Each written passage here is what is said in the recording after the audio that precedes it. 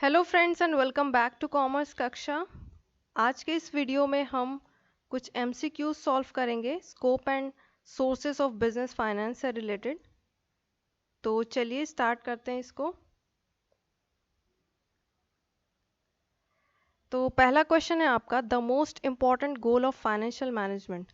Financial management के goals में हमने पढ़ा था प्रॉफिट मैक्सिमाइजेशन, वेल्थ मैक्सिमाइजेशन, और हमने देखा था कि वेल्थ मैक्सिमाइजेशन जो होता है वो इम्पॉर्टेंट गोल होता है। ठीक है, इसको प्रेफरेंस दिया गया है ओवर प्रॉफिट मैक्सिमाइजेशन, क्योंकि प्रॉफिट मैक्सिमाइजेशन के कुछ लिमिटेशंस थे, जैसे कि प्रॉफिट एक बहुत ही वेग वर्ड है, टाइम वैल्यू ऑफ मनी को कंसीडर नहीं करता है ना।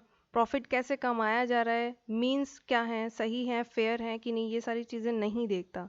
ठीक है, और वेल्थ मैक्सिमाइजेशन एक ब्रॉडर कंसेप्ट है जो कि आपके प्रॉफिट को भी ले लेता है, उसमें शामिल कर लेता है। वेल्थ मैक्सिमाइजेशन बेसिकली मतलब होता है इसका कि आपके जो शेयर होल्डर्स हैं उनकी वेल्थ मैक्सिमाइज हो, यानी आपकी जो शेयर्स हैं उनकी प्राइसेस जो है वो बढ़े। ठीक है, तो शेयर प्राइसेस कब बढ़ेगी? शेयर प्राइसेस तभी ना बढ़ेगी जब आपकी प्रॉफिट अच्छी खासी हो रही है कंपनी में। अगर आपकी प्रॉफिट आप लॉस में चल रहे हो तो ऑब्वियस सी बात है शेयर प्राइसेस आपकी नहीं बढ़ेगी। ठीक है, तो वेल्थ मैक्सिमाइजेशन एक ब्रॉडर कंसेप्ट है, इसलिए इसको इम्पोर्टेंस दिया गया है। देन आपका नेक्स्ट क्वेश्चन है question number 2, financial management is a dash process. किस तरीके का प्रोसेस है फाइनेंशियल मैनेजमेंट? क्या स्टैटिक है, रिजिड है, कॉन्टिन्यूस है, डिसकॉन्टिन्यूस है? तो हम देखते हैं कि जो फाइनेंशियल मैनेजमेंट है वो एक कॉन्टिन्यूस प्रोसेस है। कॉन्टिन्यूस का मतलब हमेशा आपको चाहिए होगा, बिजनेस आपका जब तक बिजनेस जिंदा है, अलाइव है, तब तक आपको फाइनेंस की ज़रूरत पड़ेगी। ऑब्वियसली टाइम टू टाइम आपको पैसों की ज़रूरत पड़ेगी, और जब पैसों की ज़रूरत पड़ेगी तो पैसों को मैनेज भी करना पड़ेगा, है ना। तो इस वजह से जो फाइनेंशियल मैनेजमेंट होता है वो एक कॉन्टिन्यूस प्रोसेस होता है। देन फोर्थ क्वेश्चन है आपका, स्टेटमेंट वाले क्वेश्चन हैं ये। पहला क्वेश्चन है स्टेटमेंट फर्स्ट कि financial planning is not an essential financial process. ठीक है, एसेंशियल फाइनेंशियल प्रोसेस नहीं है। फाइनेंशियल मैनेजमेंट के स्कोप में हमने देखा था कि फाइनेंशियल प्लानिंग एक मोटी मोटी जो एक्टिविटीज़ इंक्लूडेड होती हैं फाइनेंशियल मैनेजमेंट में, उसका एक इम्पॉर्टेंट पार्ट होता है फाइनेंशियल प्लानिंग भी। ठीक है, इन्वेस्टमेंट डिसीजन हो गया, आपका डिविडेंड डिसीजन हो गया, फाइनेंशियल प्लानिंग भी आती है उसमें, फाइनेंसिंग डिसीजन के अंदर। ठीक है, तो इसको अगर हम इग्नोर कर देंगे तो क्या फाइनेंशियल मैनेजमेंट सही से हो पाएगा? बिल्कुल नहीं। ये एक बहुत इम्पॉर्टेंट एस्पेक्ट होता है, ये इस चीज़ को डिसाइड करना कि आपके जो कंपनी, आपकी जो बिजनेस है उसमें पैसों की कितनी ज़रूरत पड़ेगी और कहाँ कहाँ से, किन किन सोर्सेज से आप उठाओगे वो पैसे। ठीक है, तो ये आप काम करते हो फाइनेंशियल प्लानिंग के थ्रू, और एक ये एसेंशियल पार्ट होता है फाइनेंशियल प्रोसेस का। ठीक है, तो ये स्टेटमेंट आपका गलत हो जाएगा। ठीक है, this one is wrong. Now second statement है आपका कि फाइनेंशियल प्लानिंग में भी शॉर्ट टर्म और लॉन्ग टर्म। तो ये सही है बिल्कुल। आपकी जो फाइनेंशियल प्लानिंग है वो आप शॉर्ट टर्म के लिए भी कर सकते हो, लॉन्ग टर्म के लिए भी कर सकते हो। शॉर्ट टर्म का मतलब आपकी वर्किंग कैपिटल के लिए पैसे, डे टू डे एक्सपेंसेस के लिए जो पैसे चाहिए वो कितने चाहिए, ये भी आप प्लान कर सकते हो फाइनेंशियल प्लानिंग में। फाइनेंशियल प्लानिंग लॉन्ग टर्म से भी रिलेट करती है, यानी कि आपके जो फिक्स्ड असेट्स हैं वो अगर आप परचेज करते हो, उनके लिए प्लानिंग करते हो, तो वो भी आपकी फाइनेंशियल प्लानिंग होती है। ठीक है, तो स्टेटमेंट फर्स्ट जो था वो आपका गलत था और स्टेटमेंट सेकंड सही है। तो ऑप्शन नंबर डी हो जाएगा right answer. Then question number 5 है statement first, traditional approach restricted the scope of financial management to arrange funds. हम फाइनेंशियल मैनेजमेंट के अप्रोचेस में देखते हैं कि जो ट्रेडिशनल अप्रोच है वो सिर्फ पैसे रेज करने पर इम्पोर्टेंस, फोकस अपना देता है उस चीज़ पर। किस चीज़ पर एम्फेसिस करता है? ये कि आपके बिजनेस में पैसे कहीं से भी आ जाए, अरेंज हो जाए। ठीक है, आपको कितनी चाहिए, रिक्वायरमेंट्स क्या है आपकी, प्लस आप कहाँ कहाँ से उन सारे वो पैसे को किन किन सोर्सेस से उठाओगे। ठीक है, और एक बार अगर आपके बिजनेस में पैसे आ गए तो वो मैनेज कैसे होंगे, किस तरीके से होंगे, इन सारी चीज़ों पे ध्यान नहीं देता है। ठीक है, जो कि मॉडर्न अप्रोच उसके ऑपोजिट बोलता है। तो ट्रेडिशनल अप्रोच का ये जो भी दिया है स्टेटमेंट वो सही है, सिर्फ अरेंजमेंट पे ये फोकस करता है। देन स्टेटमेंट सेकंड है आपका कि capital and capitalization are synonymous terms. तो ये स्टेटमेंट आपका गलत है। कैसे गलत है? कैपिटल जो है वो एक आपका जनरल टर्म है, ठीक है। आप हर तरह के बिजनेस में कैपिटल का यूज़ कर सकते हो, बट जब आप कंपनी पॉइंट ऑफ व्यू से सोच रहे हो, जब आप कंपनीज के कॉन्टेक्स्ट में बात कर रहे हो, तो आपको कैपिटलाइजेशन वर्ड यूज़ करना पड़ेगा, ठीक है।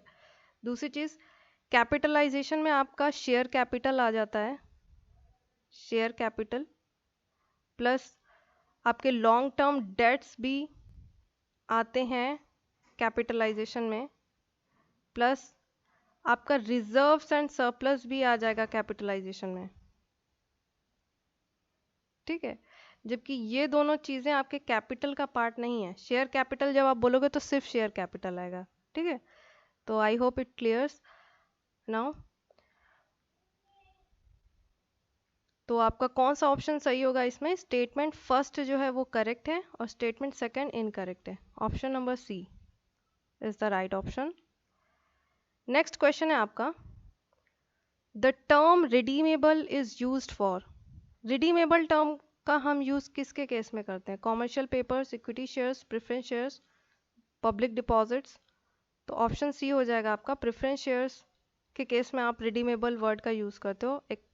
एक टाइप ऑफ प्रेफरेंस शेयर्स है रिडीमेबल प्रेफरेंस शेयर्स, जो after a certain period on the expiry of a fixed period, जो आपका प्री डिटर्मिन्ड पीरियड होता है, फॉर एग्जांपल से 10 ईयर्स और 5 ईयर्स और 15 ईयर्स, उसके बाद उस टर्म की एक्सपायरी के बाद वो क्या हो जाएगा? रिडीम हो जाएगा, यानी रीपे कर दिया जाएगा आपको। तो ऑप्शन नंबर सी आपका होगा इसमें। नेक्स्ट क्वेश्चन है question number 7। To achieve wealth maximization the finance manager has to take careful decisions in case of. अगर आपको फाइनेंशियल मैनेजमेंट की ऑब्जेक्टिव जो है वेल्थ मैक्सिमाइजेशन को पूरा करना है, तो उस केस में आपको फाइनेंशियल मैनेजमेंट के जितने भी एस्पेक्ट हैं, फाइनेंशियल मैनेजमेंट का जो भी डिसीजन मेकिंग एरिया है, चाहे वो इन्वेस्टमेंट हो, चाहे वो फाइनेंसिंग हो या डिविडेंड हो, हर एक चीज़ को आपको अच्छे से करना पड़ेगा।